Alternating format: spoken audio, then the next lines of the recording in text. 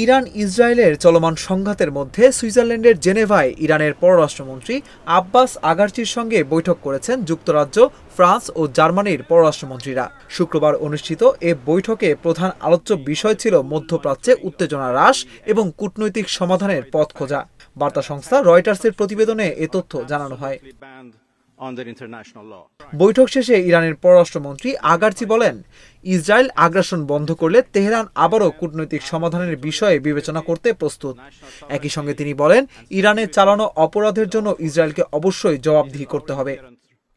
আগারচি আরও জানান, ইরানের পারমাণবিক কর্মসূচি সম্পূর্ণ শান্তিপূর্ণ এবং এর ওপর যে কোনো ধরনের হামলা আন্তর্জাতিক আইনের সুস্পষ্ট লঙ্ঘন। তাই আত্মরক্ষার বৈধ অধিকার প্রয়োগ অব্যাহত রাখবে তেহরান। ইরানের রাষ্ট্রীয় সংবাদ সংস্থা IRNA জানিয়েছে, জেনেভায় অনুষ্ঠিত এই বৈঠকে ইউরোপীয় পররাষ্ট্রমন্ত্রীদের সঙ্গে গুরুত্বপূর্ণ আলোচনা হয়েছে, যা সংঘাত নিরসনে কূটনৈতিক প্রয়াসকে এগিয়ে নিতে সহায়ক হবে বলে আশা করা হচ্ছে।